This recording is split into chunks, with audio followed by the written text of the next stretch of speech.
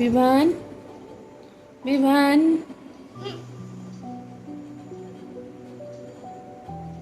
ওঠো ওঠো সোনা। রাধে রাধে, কেমন আছো সবাই? আশা করছি সবাই খুব ভালো আছো, আমরাও ভালো আছি। তো ছেলেকে নিয়ে এখন যাচ্ছি স্কুলে সকাল সকাল। আর বাইরের পরিবেশটা তোমাদের সাথে ভাবলাম একটু শেয়ার করি। তো বাইরের পরিবেশটা দেখো, খুব সুন্দর, সকাল সকাল আরও বেশ ভালো লাগে। তো বেশি কথা না বলে পরিবেশটার সাথে একটা মিউজিক দিয়ে দিই, সেটা তোমরা দেখো, সেটাই মনে হয় বেশি ভালো লাগবে।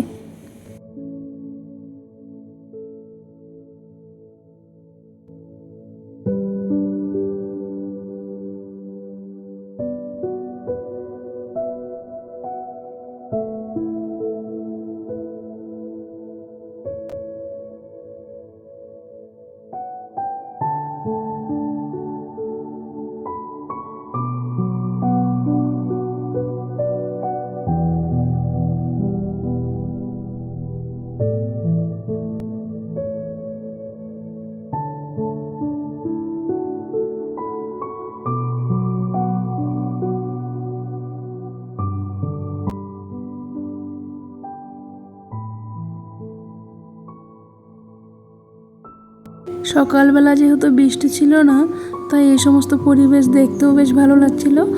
ভাবলাম তোমাদের সাথে একটু শেয়ার করি। আর আমি এখন ভয়েসটা দিচ্ছি বাগানে, কিন্তু সিটি শব্দ তোমরা শুনতেও পারো, জানি না সিটি বাজছে। আর সেটা হচ্ছে কাজের টাইম অনুযায়ী সিটিটা বাজে। তারপরে যাই হোক, চলে এলাম ঠাকুর ঘরে। দেখো, পুজো পাঠ করা হয়ে গেছে। আর মনে হচ্ছে পুজোটা আমি দিয়েছি। হ্যাঁ, পুজোটা আমি দিয়েছি, কারণ আমরা দুজনে মিলেমিশে পুজো করি। তো কে কোন দিন পুজো করেছি ঠিক মনে থাকে না, মানে ভিডিওটা করে রাখি। এই পুজোটা আমি করেছি আজকে, আমার সেটা মনে পড়ছে। তো এই ফুলগুলো দিয়ে সাজিয়ে বেশ দেখো, গোলাপি কালারের 2 রকম, লাল, কত রকমের হলুদ, সাদা, সব রকমের ফুল আছে। দেখে যে এত ভালো লাগছিল বলার মতন না। তো খুব সুন্দর লাগছিল। ভগবানের যদি একটু তাতে আরও পছন্দ হয়, আমি চাই যে আমার বাড়িঘর আমি আরও ফুল গাছ দিয়ে ভরে রাখবো। হ্যাঁ, সারা বছরে যদি না হয়, সিজনের ফুলগুলো যেগুলো, আমার ইচ্ছে আছে। এবার দেখি। তো দূরের থেকেও তোমাদের সাথে একটু শেয়ার করলাম। তো চলো, ঠাকুরঘর থেকে বেরিয়ে এরপরে কি করি না করি অবশ্যই শেয়ার করব। আর দেখতে থেকো ভিডিওটা। সকালবেলা আমাদের সকালের জলখাবারে ছিল ইডলি, আর তার সাথে আমি ঘুগনি দিয়ে খাই।